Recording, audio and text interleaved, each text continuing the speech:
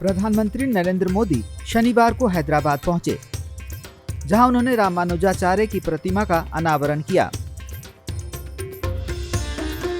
अनावरण कार्यक्रम के दौरान एक 3D प्रस्तुति दी गई, जिसमें रामानुजाचार्य के पूरे जीवन की झांकी दिखाई गई।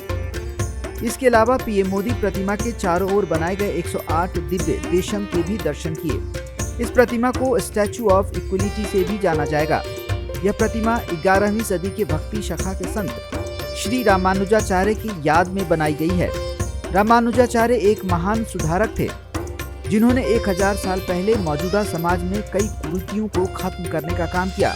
संत रामानुजाचार्य ने आस्था, जाति और पंथ सहित जीवन के सभी पहलुओं में असमानता के विचार को बढ़ावा दिया था। रामानुजाचार्य का जन्म 1017 में श्री पेरुम्बदूर में हुआ। उन्होंने पूरे भारतवर्ष की यात्रा की और समाज के सभी वर्गों की जीवनचर्या को समझा।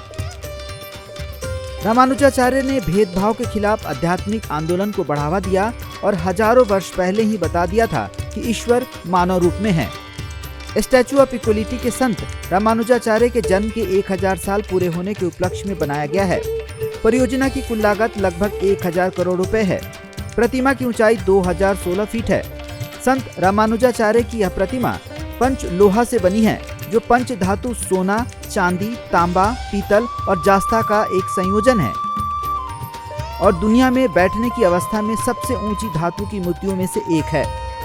यह 54 फीट ऊंचे आधार वाला भवन पर स्थापित है, जिसका नाम भद्र वेदी है। भद्र वेदी के भीतर की मंजिलों में वैदिक डिजिटल पुस्तकालय, अनुसंधान केंद्र, एक थिएटर और श्री रामानुजाचार्य के कामों का विवरण देने वाली एक शैक्षणिक गैलरी भी बनाई गई है। इसकी परिकल्पना श्री रामानुजाचार्य के आश्रम के चिन्नाजीयर स्वामी ने तैयार किया है। इस मूर्ति की परिकल्पना करने वाले रामानुज संप्रदाय के अध्यात्म प्रमुख त्रिदांडी चिन्नाजीयर स्वामी ने बताया कि मंदिर में एक और मूर्ति बनाई जाएगी, जो 120 किलो शुद्ध सोने की 54 इंच ऊंची मूर्ति होगी। चिन्नाजीयर स्वामी ने बताया कि रामानुजाचार्य की 216 फीट की जो मुख्य मूर्ति है, उनके हाथ में डंडा भी 63 फीट का है। उनके पीठ 54 फीट की है। वे जिस जगत रूपी कमल पर विराजमान है, वह 36 पत्तियों वाला है। सभी का योग मूल अंक 9 ही निकलता है। जहाँ भी जो कुछ लें, वह 9 संख्या की आवश्यकता ली गई है, ताकि भगवान से एक ऐसा संबंध पाएं और आचार्य के द्वारा हमें ऐसी प्रेरणा मिले कि हम भी इसे अविनाशी बन जाए।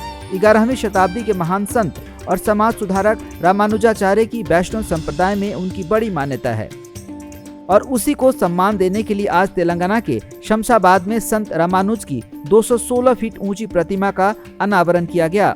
ब्यूरो रिपोर्ट, ओजांग टाइम्स।